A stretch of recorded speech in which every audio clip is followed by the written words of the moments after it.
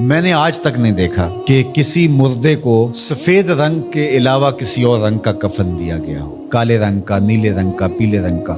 حالانکہ شریعت میں جائز ہے، کوئی سیاہ رنگ کا کفن دے دے جائز ہے، نیلے رنگ کا کفن دے دے جائز ہے، لیکن حضور کا ایک فرمان کہ اپنی مسجدوں کو زینت سفید رنگ سے دو اور اپنے مردوں کا کفن سفید رنگ سے دو۔ سفید رنگ سے کفن دینا مستحب ہے، لیکن اگر کوئی اور رنگ سے کفن دے دے تو وہ بھی جائز ہے۔ لیکن ہم نے وفات کے موقع پر کبھی اس مستحب کو بھی ترک نہیں کیا، یعنی غم کا موقع ہو تو ہم مستحب بھی ترک نہیں کرتے، اور شادی کا موقع ہو تو صرف ایک نکاح رہ گیا ہے جو سنت کے مطابق، باقی ہماری پوری شادی کی رسوم و رواج جو ہیں وہ ساری شریعت سے متصادم ہو گئی، الا ماشاء اللہ۔ باقی صرف نکاح رہ گیا، تو وہ بھی لوگ کہتے ہیں وہ پہلے جا کے مسجد میں کر آئیں تاکہ یہاں یہ تکلف بھی نہ ہو، اور وہاں پوری ہماری شادی کی تقریب جو ہے وہ ہماری مرضی کے مطابق۔ یہ خاندانی رسم ہے، یہ ہم نے میڈیا پہ دیکھی تھی، یہ سوشل میڈیا پہ دیکھی تھی،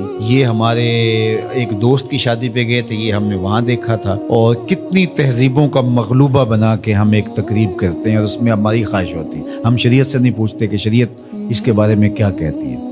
تو کیا اسلام غموں کا مذہب ہے، دکھوں کا مذہب ہے؟ خوشی کے موقع پر آپ اسلام کو نہیں بلائیں گے؟ آپ مجھے غم کے موقع پہ آواز دیں، فوتگی کے موقع پہ آواز دیں، میں چلا آؤں، اور جب شادی ہو تو آپ مجھے کارڈ ہی نہ بھیجیں، تو میں کہوں گا کہ میرا آپ سے صرف یہی تعلق ہے۔ غم کا موقع ہو تو آپ شریعت کے مستحب کا بھی خیال رکھیں، اور شادی کا موقع ہو تو آپ شریعت کی پرواہ نہ کریں۔ تو یہ تو پھر آپ کی مرضی کا دین ہوا نا، جہاں چاہا اس کو پسند کر لیا، جہاں چاہا دین کو چھٹی دے دی۔ کاروبار میں، اپنے طرز زندگی میں، اپنی سیاست میں، اپنی پارلیمنٹ میں، اپنی کچہریوں میں، اپنی عدالت میں، اپنے میڈیا ہاؤسز میں کہیں دین نہیں ہے۔ دین کہاں رہ گیا؟ اللہ اکبر۔ اقبال نے جو شکوہ میں کہا کہ اگر مسجد میں صف آرا ہوتا ہے تو غریب، دین غریبوں کے پاس رہ گیا۔ دولت بڑھتی جاتی ہے تو دین بھی مرضی کا ہوتا جاتا ہے۔ مولوی صاحب کو پابند کرنے چاہتے ہیں لوگ کہ آپ اس طرح کا دین دیں جس طرح ہم چاہتے ہیں، تو یہ تو اپنی خواہش اور آرزو اور تمنا کا نتیجہ ہوا۔ تو اللہ فرماتا ہے پھر یہ کیا ہوگا اگر تم ایسا کرو گے تو آخرت رہی، وہاں تو اشد عذاب تمہیں ہوگا ہی، دنیا میں بھی تمہارے لیے خزی رسوائی ہے۔ اور آج ہمارا مسئلہ کیا ہے؟ آج ہم نہ دنیا دار ہیں نہ دین دار ہیں۔